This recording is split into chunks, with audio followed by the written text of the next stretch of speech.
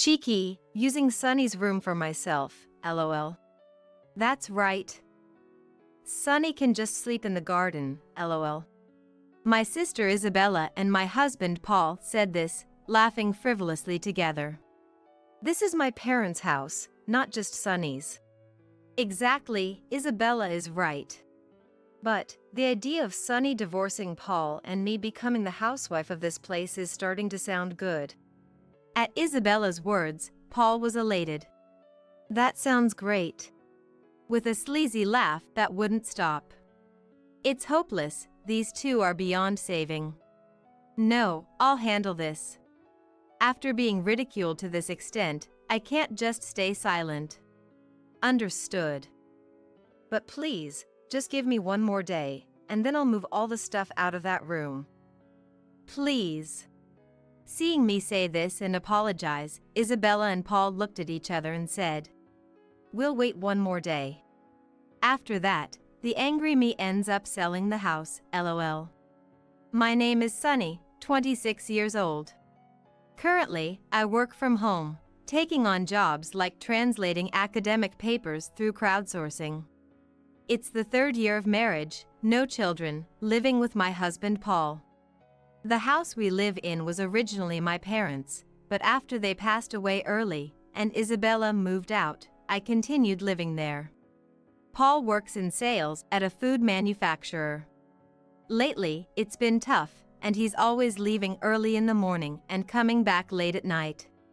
3 years into our marriage, we've already started drifting apart, with increasingly less time for conversation.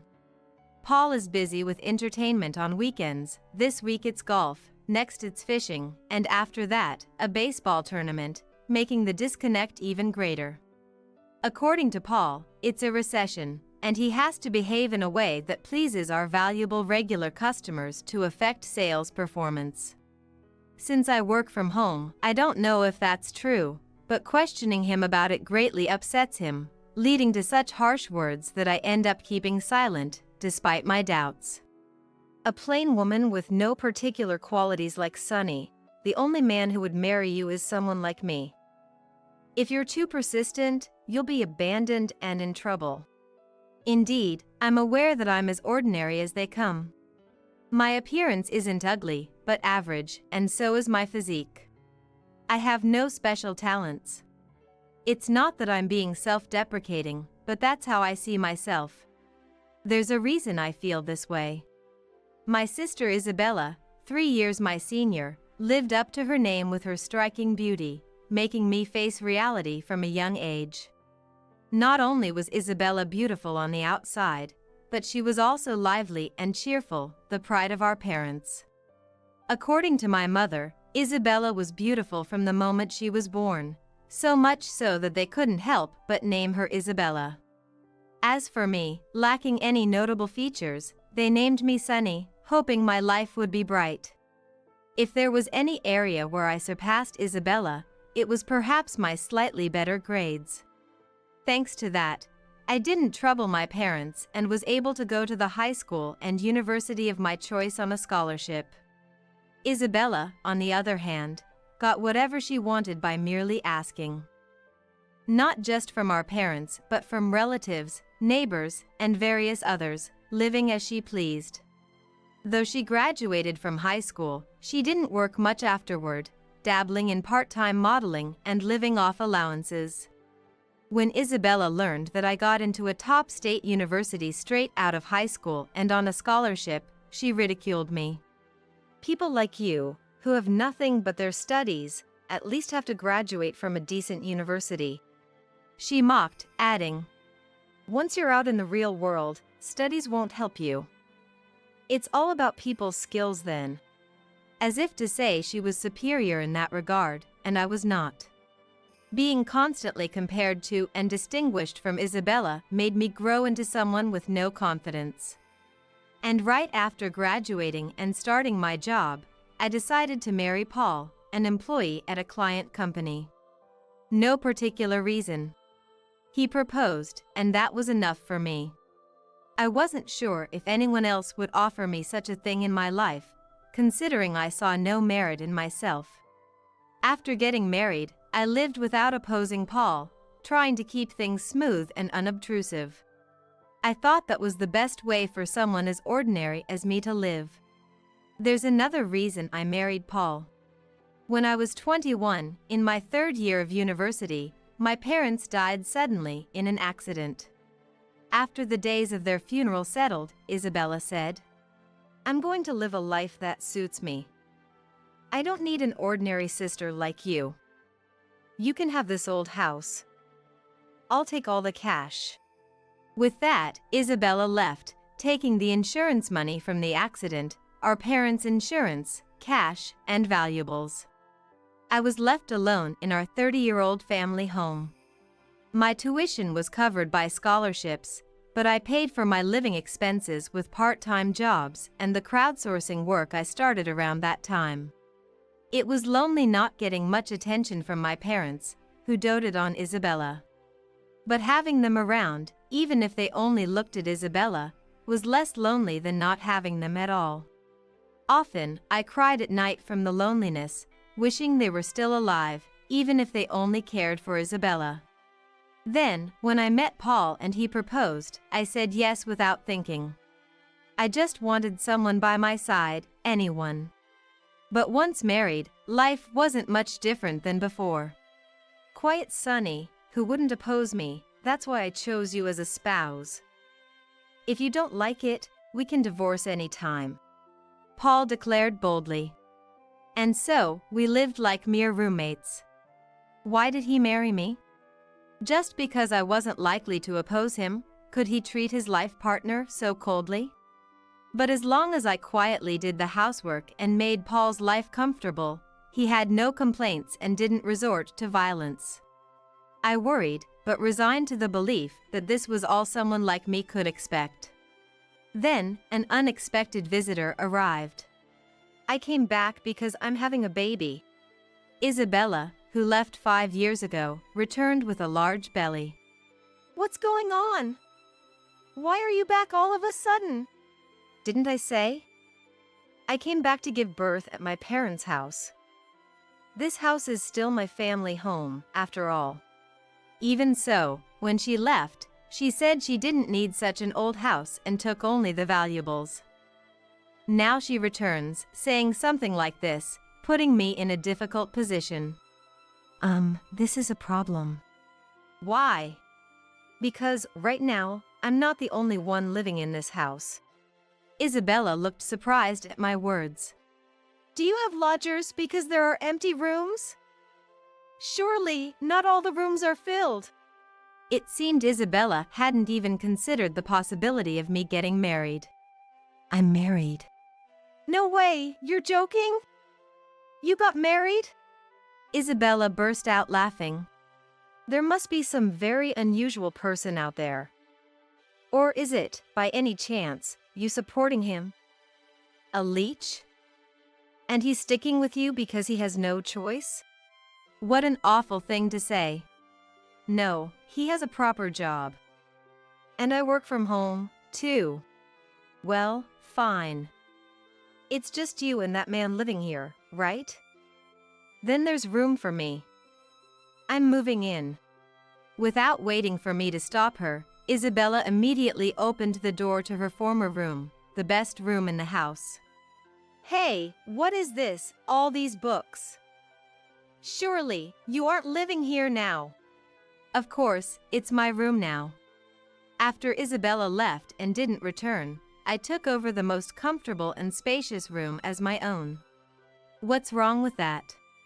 How dare you do this to someone's room? Throw everything out.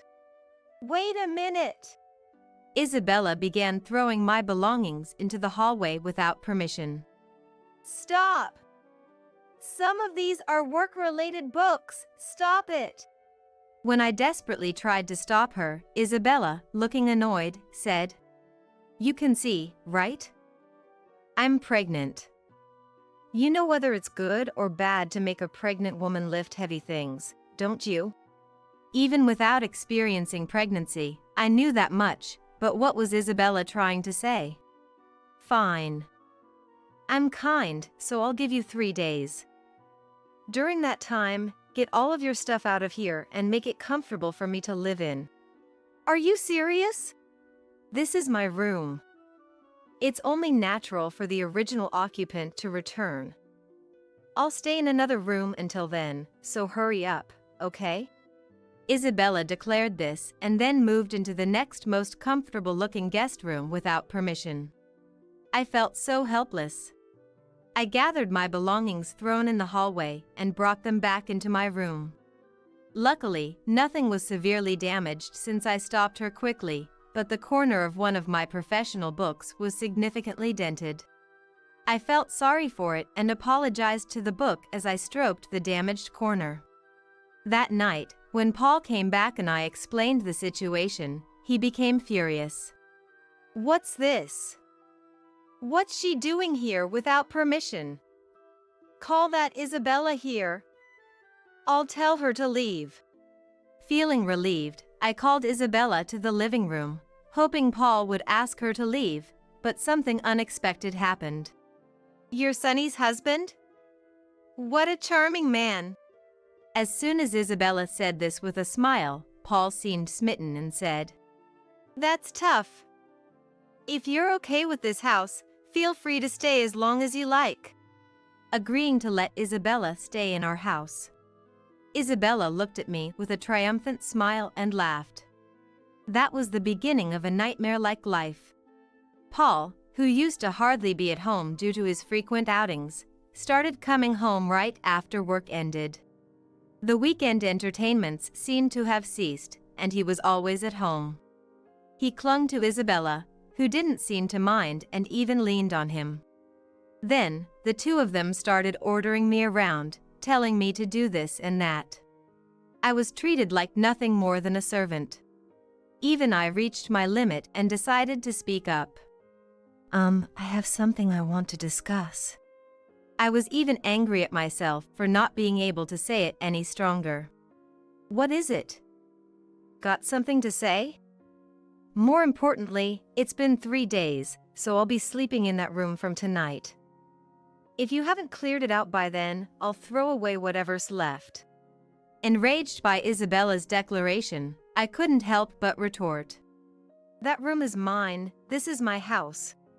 When I talked back like that, Isabella's eyes widened in surprise. Not just Isabella, but Paul, and even I myself was surprised by what I had said. It was the first time I ever talked back to Isabella or Paul like that. Cheeky, using your room for yourself. That's right. Sonny, just sleep in the garden. Isabella and Paul were momentarily silenced by surprise, but probably thinking I wouldn't stand up to them further, they laughed dismissively.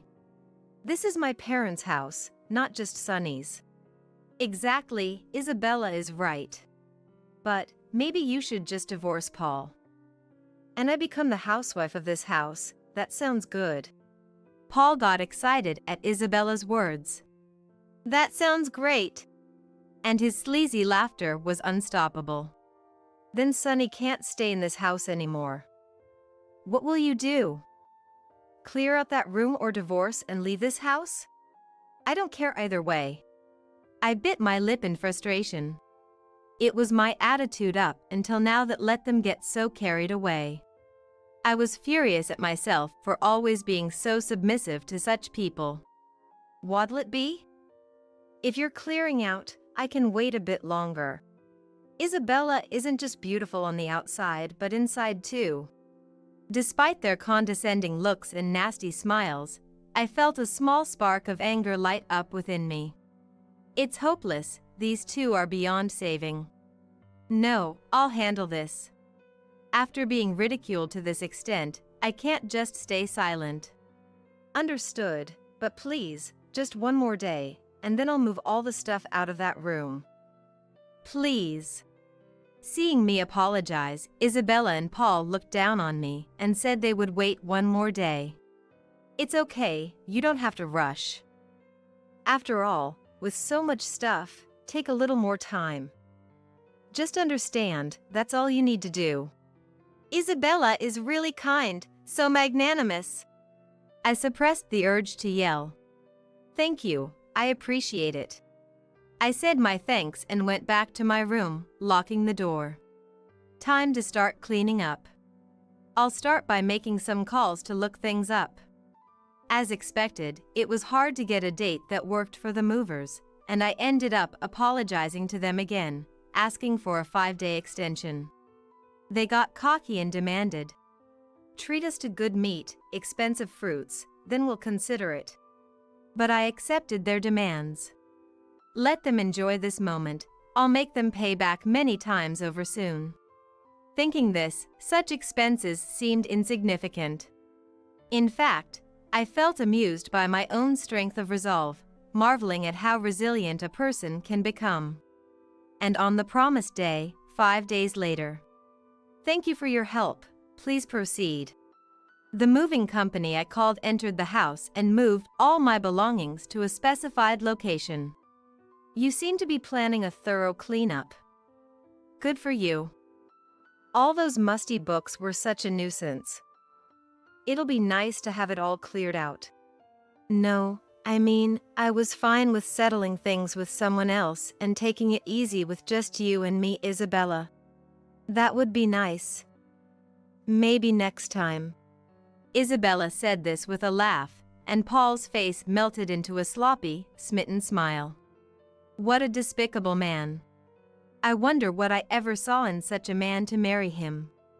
Even if I felt crushed by loneliness, I curse my past decision. But that's all right, I'm correcting that mistake now. In no time, all the belongings I had ordered were moved out and delivered to a certain location.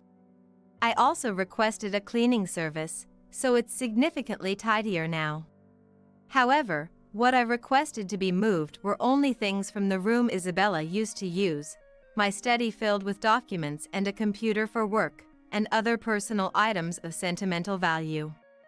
The stuff in the worst lit room, which Paul had turned into a storage for his hobbies, and the things in the bedroom that used to belong to my parents, which Paul uses, were left as they were. I was always ordered by Paul to clean the bedroom, but he didn't like me touching his things, so I didn't. And there was one more room, originally intended as a storage room but became cluttered with Isabella's belongings over time, making it unclear what was what in the dirty room. I hadn't touched that either. I had wanted to dispose of everything Isabella left behind when she moved out, but fearing she might return unexpectedly and complain, I left it untouched, and it remained that way until today. When I was living alone, ignoring such a room was no problem, and after getting married, Paul started throwing his unwanted items there, making it even harder to tackle. "It's much tidier now, isn't it?" "Wait a minute." Isabella turned to me angrily. "What happened to the bed? Everything is gone. I can't sleep in this room now." Isabella stomped her feet in frustration and protested. "Did you need the bed too? You said to take everything out. You should have thought about it." "Well, it's already moved, so maybe Paul can buy a new one," I said with a laugh, and then Paul protested. "Why should I buy it? It's your fault, so you should buy her a new bed." I expected him to say that. So, I presented Paul with a document. "This is a divorce application. With this, you can marry Isabella." Paul's eyes sparkled as he looked at the green paper. "And this is a marriage license application. I've signed one of the witness sections, but you'll need to find someone else for the other." I saw Paul's eyes shine even brighter. "I'm leaving this house from now on. You two can do as you please." I said my farewells to them. "If you fill in what's necessary, I'll submit it right away." Without me having to say anything, Paul had already started filling out the divorce papers in a hurry. Then, he handed them to me casually, as if he was asking me to do a simple errand, saying, "I'm counting on you." Understood. Thanks for everything. By then, I put the divorce papers in my bag and left my childhood home. "Do whatever you like with the marriage certificate?" I left the house I had lived in for so long and moved into a monthly rental apartment I had arranged to be immediately habitable. I'm looking forward to seeing what moves they make next. I'll probably hear from them soon. For now, I stored my belongings in a monthly rented storage unit. It hurts to spend a bit, but I'll consider it retribution for all the times I turned a blind eye to troublesome matters. Then, I opened a can of beer and toasted to myself. Today marks the day I became free. From now on, I've decided to live my life not swayed by such people, living as I want to.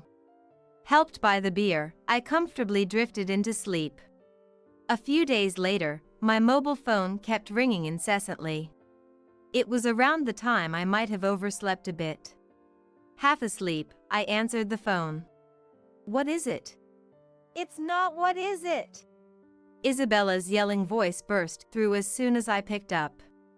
So noisy, I was sleeping so well. Usually, I'd still be in my dreams at this time. I had a hunch about why I had to wake up early. "The real estate agent is here. They're here for a house appraisal." "Sonny, what have you done?" "Real estate agents sure get up early," I replied nonchalantly. "What did you do?" "What did I do?" "Didn't you say a real estate agent came for an appraisal? Don't you understand what that means?" During those 5 days, I had consulted about selling the family home. I had always lived there, bearing its inconveniences for the sake of memories with my parents. But upon reflection, those memories were just of Isabella behaving selfishly and our parents allowing her free rein. Adding to that, the time spent as Paul's servant after our marriage, and foreseeing Isabella's return to rule as a tyrant. Who would want to cling to such a house? Not just that. Perhaps Isabella's future child, my niece or nephew, would turn out just like their parents. A very high chance indeed. Was I to be trampled and oppressed by them for life? Realizing this, I was stunned, then resolved to take this chance to start anew, throwing everything away. "I won't allow any rash actions. This house is mine too. Cancel it immediately," Isabella commanded loudly over the phone. "You have no right to say that, Isabella." "What did you say? Don't you remember? When you left, you took all the insurance money, jewelry, and other valuables, didn't you? You signed the property division documents then." "That's right. I had sorted through all of our parents' estate and made it official. If not, we couldn't proceed with the inheritance." When I explained this, Isabella decided everything else was hers by default. "When you left, you said you were giving me the house. You didn't want such an old house. So, after processing the inheritance, it officially became mine." "I don't remember that. Let's divide it again now. The house is half mine too." "Monetarily, the cash and valuables you took were worth far more. Even if you contest it now, your claim won't hold." I informed Isabella of the facts with a slight smile. "If you really want half of the house, please share half of the cash you took. Then, I might reconsider." It was impossible. I had even hired a detective agency to investigate how Isabella had lived since leaving the house. She had used her subservient friends to live freely for a while. But as time passed, those friends either running out of money or facing reality, and some no longer finding the now late 20s Isabella attractive, drifted away. In desperation, Isabella apparently tried to marry a financially attractive older man by claiming she was pregnant with his child, but alas, he was already married. The man, afraid his wife would find out, gave Isabella some money and promised to pay child support to get rid of the nuisance. Since the condominium she had been living in was also in his name, Isabella, with nowhere else to go, returned to her childhood home. She probably thought that once she returned, she could dump the child on me and live off the child support as she pleased. I relayed to Isabella, in a matter-of-fact manner, what I had come to know. Sonny, how do you know that? Did you have a detective agency investigate? That's a sneaky thing to do. No matter what she says, this is reality, and knowing it, I'll use it for my brighter future. Even if you say that, I can't unlearn what I've already found out. Besides, have you already submitted the marriage permit with Paul? I have. What about it? I've sent a demand letter for compensation to Paul and Isabella. It should arrive today. What? I had consulted with a lawyer about Isabella's return and decided to claim compensation as a cause for divorce. Isabella and I had no relation while I was married to you, Sonny. Does that mean they do now? Either way, it doesn't matter to me. Regardless, the fact that Isabella is the direct cause of our divorce doesn't change. We had outwardly seemed like a happy couple. Paul made sure his tyranny wasn't known outside. So it appears that our current state began with Isabella's return. To anyone looking from the outside, it would seem obvious that the two of them, after an affair, conspired to get rid of me. So, I'll be waiting for your payment. Also, that man's wife knows about Isabella and is furious.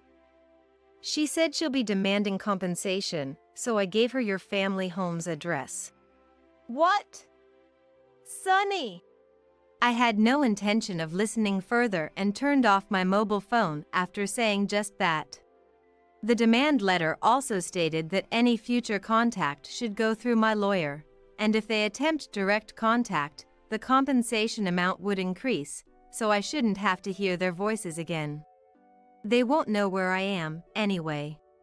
As expected, Isabella and Paul tried to claim a right to live in the house without leaving, but the fact that I had been paying for the property taxes, utilities, repairs, and all other expenses, plus their act of driving me out, along with documents Isabella signed acknowledging the inheritance division, meant their claim didn't hold.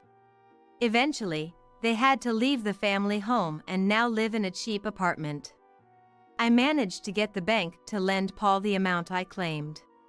Thanks to his still being officially employed, ensuring he had the creditworthiness for the loan, but who knows what the future holds, better to secure the money while I can. The compensation from Isabella was paid out of the money she received from the man she claimed was the father of her child. As for the compensation to the man's wife from Isabella, I don't know, nor is it my concern. After settling everything, I canceled the mobile phone I had kept just in case, cutting off all contact from Isabella and Paul.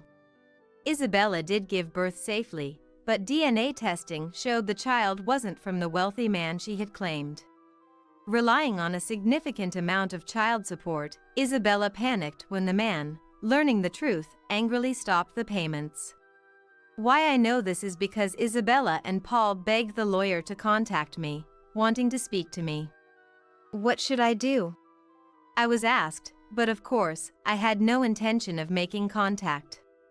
Why should I put myself at risk when I've started a peaceful new life somewhere they don't know? Legally, the child was treated as Paul's. Due to the divorce being finalized and him submitting the marriage permit with Isabella immediately after. I feel sorry for the child, but there's nothing I can do. I might be considered heartless for saying this, but showing mercy carelessly could drag me back into hell, and I want to avoid that at all costs. After ending everything, I bought a condominium big enough to fit all the belongings I had moved out and relocated there. Of course, I purchased the condominium with the money from selling the family home, the compensation from the two, and my own savings. The new condo is very comfortable. I can do my job from anywhere, and having a skill ensures I won't struggle for food in the future. Lately, I've also learned to dress up and go out. Doing my makeup and looking in the mirror, I somehow feel I resemble Isabella, whom I despised so much. It's unpleasant, but it seems blood-related sisters after all. Seeing myself looking slightly more beautiful, I smiled. With Isabella, who was beautiful but shallow, and my ex-husband, who thought only of using others as cautionary tales. I'll live my life as the main character from now on. I promised myself, with a smile, that I would surely find happiness.